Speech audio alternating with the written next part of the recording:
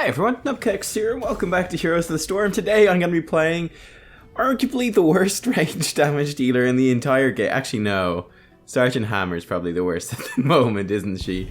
I assume she's going to be buffed soon. But Raynor has historically been probably the worst range damage dealer in the game, but I'm going to play him in today's game. I'm going to show you a fun build that I like to use on Tomb of the Spider Queen. I'm even gonna first pick him in a draft, right? So, I mean, this is basically setting myself up for worst case Raynor situation. The enemy team will have plenty of opportunity to counterpick. So, yeah, I mean, this will give you a good insight, I think, into how he's gonna play. There was one point in time where Raynor was OP. I remember it specifically. Because there was a bug with him. So, of course, I put him as the #1 hero on my tier list and got a whole bunch of really nasty comments telling me how stupid I was, and then of course a week later those very same people were on the Reddit and the forums asking for him to be banned from ranked play because he was too strong. But anyway, yeah, so you guys who watched that tier list at the time might remember and have got a nice advantage at the start of that particular season. It was hilarious. It was so Hyperion was bugged so that it scaled off of seasoned marksman, and I believe each attack from Hyperion also counted towards your focus attack talent at level 4, which basically gives you a bonus on your next basic attack, and every basic attack reduces the cooldown. It's like a 10-second cooldown, and every basic attack reduces the cooldown by 1 second. So with Hyperion shooting lots of stuff, you get loads of focus attacks. It was ridiculous. Anyway, Raynor was super OP for like one patch, and then he got nerfed. Well, not nerfed, he got fixed. And he's been pretty rubbish since then. But yeah, his problems are he's pretty squishy actually. He's very immobile. His wave clear is not great. He doesn't have any burst damage.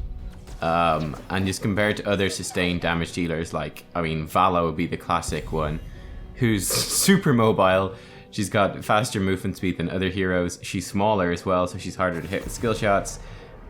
She's got Vault, she's got burst damage, she's got burst wave clear, she's got stun on heroic, it's just a bit better. But anyway, Raynor, I'll show you this build for Tomb, because it's pretty cool. The enemy team's picked Chromie and Zul'jin. That's a lot of burst damage, potentially, on me as Raynor. And it's going to be something I want you guys to pay attention to as we play this particular game, is really watch how my positioning, I'm constantly positioning to respond to the Chromie.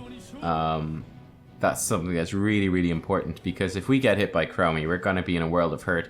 So we need to dodge nearly everything that Chromie throws out. So you'll notice I'll basically be counting cooldowns for Chromie, which is whenever Chromie is... I was actually checking our team.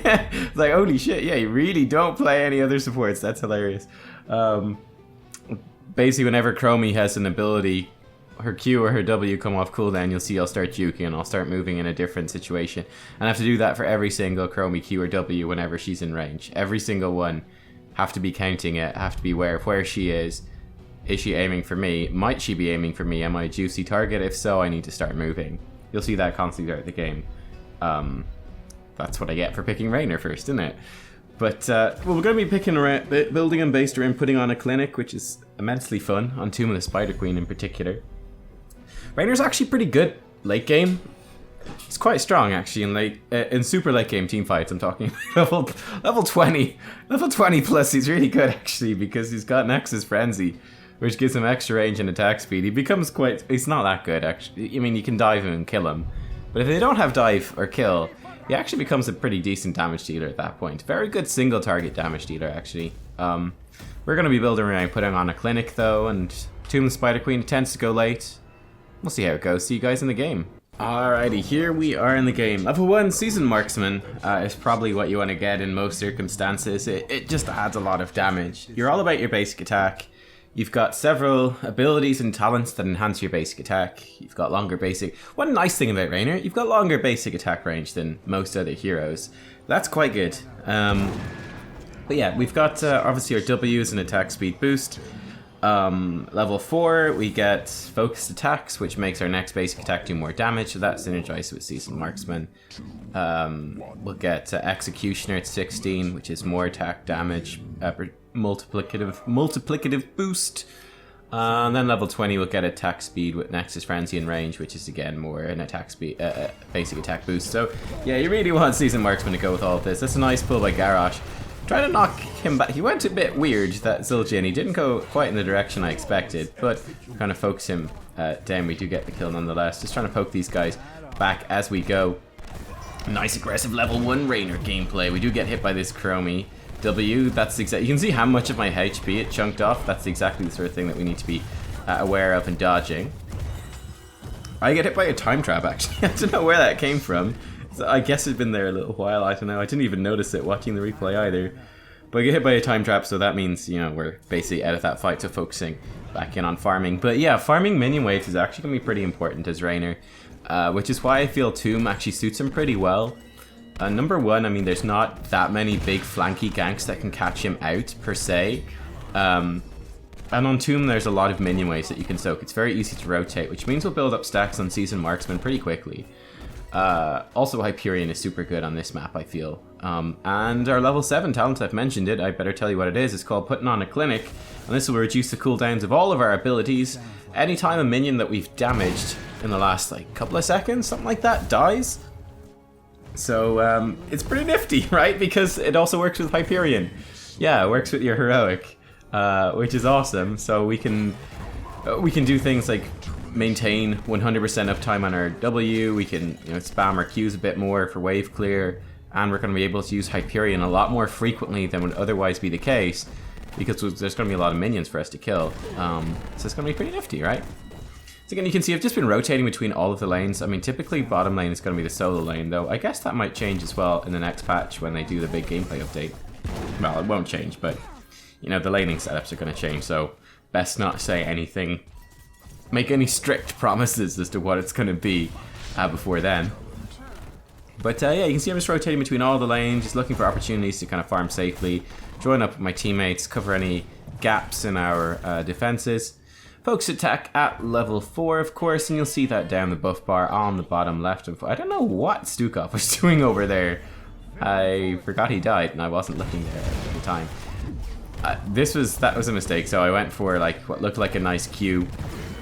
Unfortunately, I knocked back both heroes that Garrosh was looking to combo. Garrosh got them with his Q, then I knocked them back with my Q. So just apologizing to Garrosh. Bit of counter synergy there. Unfortunately. It was lucky that we did get the kill on the Murden in the end.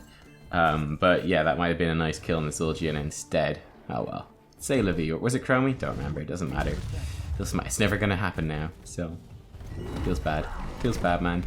Yeah, we're just back to farming. We want to prioritize, hopefully, Rexar taking that bottom lane as often as possible. We'll try take the other ones.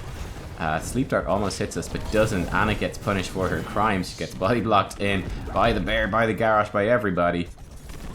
And we'll do some pretty good damage. Genji flanking from behind. The Genji actually does a pretty good job. You'll see in this game, he does a very good job of flanking and creating distractions, which actually catches us out a whole bunch of times. We actually have a lot of trouble in the team fights, I would say, in particular, in terms of that Genji flank. So that's something you guys can be watching for as we move into that sort of stuff. Right here, I'm just watching the minimap. I can grab this globe. You can see I'm kind of being cautious, being careful, backing off now because Chromie should be, yep, there you go. That's what I'm talking about in terms of counting cooldowns, being aware, okay, Chromie should be rotating up, she should be in position right about now. There's a Zul'jin as well, and we have to get hit because we have to run, so that sucks. I think I get killed by Chromie here, actually. Yeah, so just trying to juke her, don't juke her correctly, get hit by one Q and finished off by Bronze Talon, so that sucks balls, unfortunately. And yeah, I shouldn't have been so aggressive, should have backed off sooner. But it shows you the danger of Chromie, right? Our E isn't going to save us. It might have been on cooldown, actually. But it's not going to save us because it takes time for the E to heal. It's not even that much healing, really. So we're super squishy. And especially if Chromie, she takes Temporal Loop, right? The Temporal Loop combo will basically kill us. So we really, really need to watch out for that and be ready for that at all times. Make sure we're on full HP as much as possible. And all the rest. Bearing in mind, Stukov also doesn't have a cleanse. In position there to knock the Murden back with a Q, but looks like Garrosh didn't have his E available. And just juking a little bit from that Chromie. It's a nice little flank from the Genji. He actually does pretty good damage. He's got that, what's it called? Dragon Claw, is it? I've never seen anyone take it, actually. Never seen anyone take it, but he's running it in this game. So fair play to him, he's experimenting. We've putting on a clinic as well, so you can start to see my cooldowns hopefully start to tick down pretty quickly. You'll see it particularly so with Hyperion, because that's a very long cooldown. Apart from that, oh, that was close. Garrosh was turning in the gems. Nice knockback by the Junkrat. We have a lot of displacement again with our team. Synergizing it, of course, will be a challenge. Looking to see if we can maybe get some damage on the Chromie as Garrosh goes forwards. Nice catch there on the Zul'jin. So I throw the Q towards the top, expecting he might run that way. He didn't. It means we killed him anyway, because if he didn't run that way, that was the only way he could run to escape. He stopped to do some damage before he died, kind of realizing he was dead. That's fine. And we've got some web weavers coming in. We're a level up as well, which is nice. And just still have to be very careful of. Not only is it Chromie, of course, but Genji also diving in. You know, if Chromie bursts us down, Genji can dive in, finish us off, and we're going to be a very sad Marshal. I think he was a Marshal. I don't quite remember. I'm not an expert. I played all the StarCraft games. Well, I've not played the original properly in a long time, or maybe properly ever. I don't think I ever played Brood War, certainly. But I barely remember it, to be honest. But I played all StarCraft 2, but still not an expert on the lore. Ooh, that was so close to catching that Hearthstone. Bit unlucky. We've got level 10 now. Gonna throw in the Hyperion.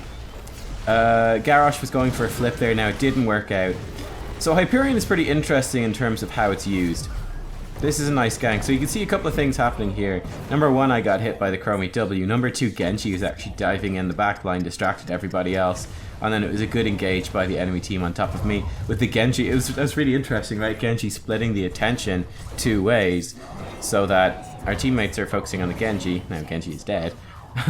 They're focusing on him while I'm being dived by Chromie and Muradin. It's just nice play. It's smart play, splitting things up across the map. Pretty good stuff. And I totally lost my train of thought. I swear to God, I lose my train of thought every time. Every time I do a HOTS video, it's gone. It's gone off somewhere. I don't even know. I think I remember now. I was talking about Hyperion, how you use it. I'm doing good today. I'm remembering what my train of thought was before I totally lose it. This is good. Yeah, Hyperion. You want to use this kind of proactively. So whenever, like, you just need to get that feel for when a team fight's going to be engaged, and then you want to drop it down through where the enemy team wants to go, where they will be. And you kind of make some plays with that. Again, this is somewhat bad luck. Now, we do kill him anyway. But I'm trying to knock that Genji into the turrets, maybe surprise him, disorientate him a little. Kind of realizing Rexar was going to die. And again, we knocked him out of the Garrosh Q, but luckily knocked him into the Garrosh E and were able to kill him. Again, it was a close thing in terms of synergizing those abilities. Again, you'll notice the Chromie caster ability, and I just juke a little bit as well. Pretty much every time, trying to dodge those. Dodge Zul'jin too. Dodge Genji as well. We've got to dodge everything here. That's poor old Raynor. We've only got a Stukov to protect us, right? We've got a big front line and a Stukov. So, yeah, I mean, Chromie doesn't care too much about that, though. Nice little pick on the Genji. Now he's going to get out because he's got Deflect up. That was a sleep dart and a half as well, catching both myself and Junkrat. Pretty nifty. I like it. I'm just here again. I can clearing minions while we're here as well can be worthwhile if we're not quite in range. You don't want to sacrifice my positioning too much. Dismount that Genji, so we can clear some of the minions as we go. Bear in mind, it also gives cooldown reduction, so that can be quite nice. I thought this was hilarious, right? This is what I'm talking about in terms of reading the team fight. I thought it was funny because obviously B-Guy had the exact same read on it that I did, right? Both of us were like, team fights engaged, right? Just the way everyone was moving there. And we both slightly misread it. I think Garrosh didn't have his E, or it didn't quite line up or something like that, but both of us pressed our OR buttons at like the exact same time, unprompted. So yeah, I think it might be interesting to even watch that part back. I might do it myself to try to see, oh, wait, why did we both feel like this was obviously team fight being engaged, and then the team fight was not overly engaged? Now, I mean, it still was somewhat, but not as much as I think either of us were expecting. I think it'd be an interesting study in what's going on in terms of understanding when team fights are going to break down. It's why I'm going to ditch my gems, because I'm feeling pretty squishy. I'm feeling pretty vulnerable in this game. I don't want to carry any gems, if possible. I'll carry them if needs be, but I I don't want to carry them too much. Nice kill on the Genji down below by the 2 warriors. I'm just sitting AFK here at this point. There's nothing much for me to do here. We don't have any of our teammates nearby enough for me to move forwards. Again, Chromie's got Temporal Loop. Then there's a ton of burst damage from that Zul'jin, so we want to be careful about moving forward until we've got allies nearby. This would have been a nice time to force a fight, but a great sleep dart from Ana on the Garrosh disengages us. Genji is now respawned as well, so that advantage is slightly gone. We're going in deep here. I wouldn't be a huge fan of this. Oh, nice pick on the Chromie. Okay, I'm a huge fan now. This is time to go. Chromie doesn't get out. Genji goes in deep, forced to engage. That was a nice Hyperion this time again. So, right, we're in range. We're looking for our team. Okay, our team get the engage. Garrosh gets the Chromie with his combo. The fucking wheel. Oh, Garrosh gets Chromie with his combo. We throw Hyperion in. What's the point of Hyperion? The point is to zone out the rest of their team. And it works pretty well, right? It stops the Ana and the Zul'jin and Muradin going too deep afterwards. Genji dives in. He can obviously dive through the Hyperion, but the rest don't follow up. So we're able to get some pretty good damage out. I will be honest here at this point. I thought these were our web weavers. I didn't realize they were the enemies, which is why I went down so aggressively. It's not the end of the world, actually, though. It basically splits the enemy team. They get baited into chasing me a little bit. Our team are able to easily clean up the top web weavers. Rotate down, clear out the mid ones. Not too bad either. Nice pick on the Ana. Good taunt. Good sleep dart, actually. We're taunted. This is, you can see, huge tunnel vision by the support and the second tank, Rexar and support. They're chasing Chromie. In the meantime, the 2 damage dealers get killed. And Garrosh is certainly not too healthy either. So yeah, that was unfortunate. That was a real case of tunnel vision. In terms of the team fight, you know, is it worth chasing the Chromie to the point where you kill her? If it costs you 2 heroes out of the team fight, and if that results in both of your damage dealers getting dived and killed, it's not really worth it. I mean, it's a 2-for-1 trade. It's bad. But yeah, I mean, oftentimes, I'd be happy enough, I'd say, to trade Rexar for Chromie. Like, if Rexar just chases Chromie halfway around the map, they're both gone from the team fight. That's totally fine, because it's an even trade. That's okay. Also, Rexar is kind of useless. Well, not useless, but he's not very good at team fighting. So, I mean, whereas Chromie is very dangerous to our team. So I think that's totally fine. But yeah, you definitely don't want to lose 2 heroes simply to chase 1. That's not a good deal. Definitely not something, especially not if they're like tank and support. Gotta take a long time to kill that person. This is getting a little bit scary. Pull the trigger in the queue a little bit too slow and totally whiff it, so that's not good. That's not something we really want to be doing. Definitely the time to run away at this point. Temporal Loop on Garrosh. Garrosh probably going to die. Going to drop the Hyperion just to try to keep him alive. We don't really want to use it particularly, but we're able to. We actually pick up the Zul'jin. Maybe Zul'jin's the worst range damage healer in the game now. Would have liked to go forward to pick up those gems, but we're just not in position. Again, trying to juke around the place. We actually get a homing rocket basic attack on the Genji. So just timing it right so that it will hit him at the end of his deflect. And the rocket will follow, your basic attack will follow him through the dash. So Genji dies. That's super frustrating when that happens. But yeah, super homing rocket basic attack is quite nice. Poor old B guy is super deep there on the Junkrat. I'm gonna leave him to die. I don't wanna go too deep. I mean, they could kill a dive and kill me pretty easily as well. So on a different hero, I'd certainly go try to keep him alive, but not on Raynor. And Raynor, I'm just asking to die as well. So we're gonna stay back. Finished season marksman now, which is nice. Level 13 giant killer. It's just extra damage on your basic attacks. And again, you attack very quickly. And level 16 executioner. So we've got stuns and slows on Rexar. We've got a slow on Stukov. Garrosh has, I'm not sure if taunt counts. I presume it does, but I don't actually know. Basically, we got a lot of things that can proc executioner, so we're going to be okay. I think I actually got a bit too scared. You see executioner procs there with the Garrosh, pretty nice. This Hyperion is a little bit clunky, could have aimed it a bit better. But again, we kind of got that split focus. I'm not sure exactly what happened, but this is costing us pretty hard. But we had, again, like this support in the tank trying to, I guess, finish off some heroes on the side. I'm not sure exactly what they were doing, but that cost us really heavily. Like, we really want to group back up and to fight as a unit. You know, you don't want your support and your tank unless they're specific heroes. Not against this enemy comp, it's not worth it. And with our comp, not saying you'd never do it, but I don't think in this game, given the comps, you don't want to be doing that. Diving off with the tanks and support totally isolated.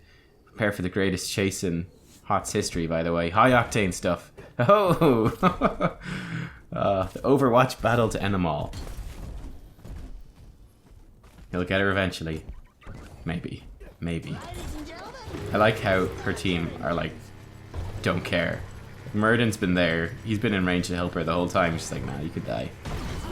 I'm gonna fight this web weaver with my massive siege damage. You can die. She turned around at the end as well as accepting her fate. She's like, alright, kill me. It's okay. Let me go. I've had enough. Goodbye, cruel world. So yeah, it's pretty interesting. You see, at this point, I'm like, this is a pretty chaotic game. I definitely had the feel. I'm kind of seeing some more stuff now. I'm watching it back, of course. But at this point in the game, I'm kind of feeling like this is like a bit of a crazy game. Like a whole bunch of random stuff is happening.